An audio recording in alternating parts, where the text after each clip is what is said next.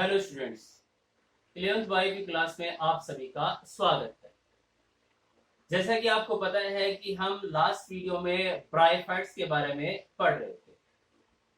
Bryophytes जिन्हें amphibians of plant kingdom माना जाता है, यानी पादप जगत के उभयचर माना जाता है।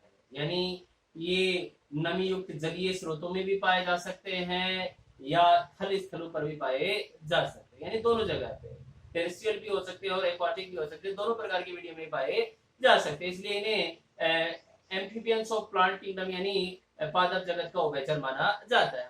और भी कैरेक्टर आपने देखे थे कि इनमें वास्तविक जड़ तना पत्तियां नहीं पाई जाती। उस श्रेणी की पादपों में आपने देखा कि इनमें तने या पत्तियों जैसी कुछ संरचनाएं पाई जा सकती, जैसे तने और पत्तियां नहीं होती है एक्चुअली, उन जैसी संरचनाएं पाई जा सकती है। वास्तविक समानोत्तर नहीं पाए जाते, यानी ट्रू वेस्कुलर सिस्टम इनमें नहीं पाए जाते, यानी जाइलम और फ्लोएम का इनमें अभाव होता है।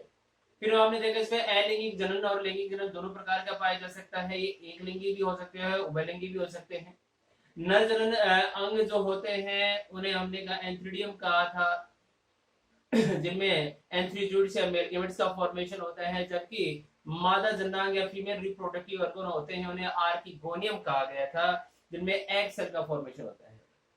फर्टिलाइजेशन के लिए इनमें जलीय माध्यम होना बहुत जरूरी होता है, बिना जलीय माध्यम के ये पॉसिबल नहीं होता है।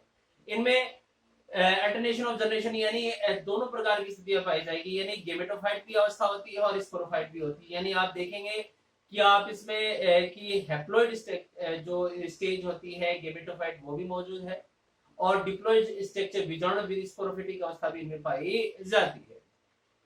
मेन जो आप देखें जहां पे प्लांट बनता है शुरुआती तौर पे वो गेमेटोफाइट होता है, उसी के ऊपर स्पोरोफाइटिक या ये कहूं कि बीजाणुद्विद अवस्था सेमी पैरासाइट फॉर्म में रहता है, यानी न्यूट्रिशन है वो गेमेटोफाइट से ही प्राप्त करता है। जब बात करें आगे, जब गेमेट्स आपस में मिलेंगे फर्टिलाइजेशन के दौरान जाइगोट का फॉर्मेशन होगा, और जाइगोट के बाद में इसमें स्पोरोफिटिक अवस्था आएगी। वो जो स्पोरोफिटिक अवस्था उसके तीन पार्ट होते हैं, फुट, सिटा और कैप्सूल, और फुट की सहायता से गेमेटोफाइट के ऊपर ही जुड़ा रहता है। कैप्सूल में हैप्लॉइड स्पोर्स का फॉर्मेशन होता है, और जो कैप्सूल फूटेगा टूटेगा तो उससे स्पोर निकलेंगे और उसके बाद में गेमेटोफाइटिक अवस्था आ जाती है। तो इस प्रकार से आप देखते हैं इसमें अल्टरनेशन ऑफ जनरेशन वो भी पाई जाती है। आज जो है हमारा जो टॉपिक है क्लासिफिकेशन ऑफ ब्रायोफाइट्स, यानी और उसके बारे में थोड़ी बहुत चर्चा हमने नाम बता दी थी कि तीन भागों में बांट सकते हैं, हिपेटेसी है, मोसेज है, मसाई है और एंथोसिरोटिस है। तीन जो भागों में इसको बांटा जा सकता है। आज हम इनके कैरेक्टर्स के बारे में जानकारी लेंगे। सबसे पहले बात जब करते हैं हम हिपेटेसी की बात करते हैं, हिपेटेसी की और मसाई एंथोसिरोटिस तीनों के एक साथ ही हम कंपैरिजन करके साथ साथ में अध्ययन करेंगे। पहला जो कैरेक्टर हम देखते हैं हिपेटेसी में कि पार्ट्स ऑफ स्पोरोफाइट में यानी स्पेसिफिक फुट होगा, यानी सीटा और कैप्सूल नहीं पाया जाएगा, जबकि मसाई में फुट, सीटा, कैप्सूल तीनों पाए जाएंगे मोसिस प्लांट्स में, और एंथोसिरोटिस में फुट और कैप्सूल ही पाया जाएगा, मोस्टली सीटा एब्सेंट होता है। आगे बढ़ते हैं, इसमें आप देखते हैं स्केल्स यानी सल्क मौजूद है या नहीं है।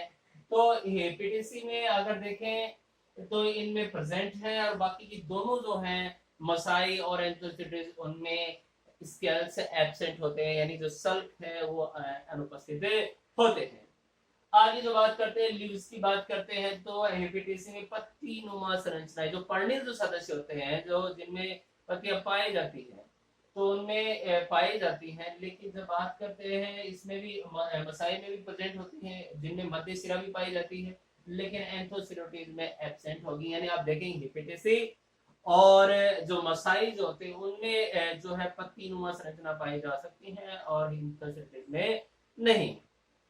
आगे जब बात करते हैं राइजोइड्स की, यानी मूलाभास जो होते हैं, जो किसी भी सबस्ट्रेटम से इनको जुड़ने में हेल्प करते हैं, तो उसकी बात करेंगे अपन। तो हिपेटेसी में जो राइजोइड जो पाए जाते हैं वो यूनिसेलुलर अनब्रांच्ड होते हैं, एक कोशिकी और अशाखित होंगे, जबकि हम बात करते हैं मसाई और एंथोसिरोटिस की, दोनों में ही मल्टी सेलुलर होते हैं और ब्रांच्ड होते हैं, शाखित होंगे, यानी बहुकोशिकीय और शाखित प्रकृति के ये होगी। अब बात करते हैं इसमें इनका कॉमन नेम क्या है, किस सामान्य नाम से जाने जाते हैं। तो उसमें आप देखेंगे कि हिबिटेसी को लीवर वर्ड्स कहा जाता है, और जबकि मसाई को मोस्ट प्लांट्स कहा जाता है, और इनको एंथोसिरिडस को हॉर्नवर्ड कहा जाता है। इनके एग्जांपल देखते हैं। आप देखेंगे तो हेपेटेसी के एरिक्सिया है, मार्केंसिया आते हैं, जबकि मसाई की फ्लिनेरिया है, पॉलीट्राइकम आते हैं, और एंथोसिरिडस के आप देखेंगे कि इसमें एंथोसिरोज है और नेटोथाइलस है। ये कुछ एग्जांपल है जो, तो कहने को ये इनका कंपैरिजन तौर पे हमने स्टडी की। अब बात आगे बढ़ती है इसमें कि भाई कुछ बातें और हैं, जैसे कि लीवर वर्ड्स की जो बात करते हैं या हेपेटेसी की, इनमें एक अलग बात देखने को मिली है कि इनमें एसेक्सुअल रिप्रोडक्शन या फिजन के थ्रू होता है। ये एक स्पेशल सेक्शन में पाई जाती है इनमें जेमा कप। जेमा कप है वो इनमें पाया जाता है। ये जेमा कप है, इसके एसेक्सुअल स्ट्रक्चर होती है, और ये जेमा कप है कपनुमा संरचना होती है जो बाद में मुख्य पादप से पृथक होकर एक नवीन पादप का निर्माण कर लेती है। जबकि एक बात और करेंगे इसमें मसाई या मोस्ट प्लांट की, इनमें दो स्टेजेस पाई जाती है। फर्स्ट स्टेज तो होती है तंतु या फाइब्रस होती है, और दूसरी जो होती है पत्तीनुमा या लीफ लाइक स्ट्रक्चर पाई जाती है। दो स्टेजेस इनमें पाई जाती है, पत्तीनुमा या पहली तो होती है तंतुनुमा, दूसरी पत्तीनुमा। दो संरचनाएं इनमें, दो अवस्थाएं इनमें पाई जाएंगी।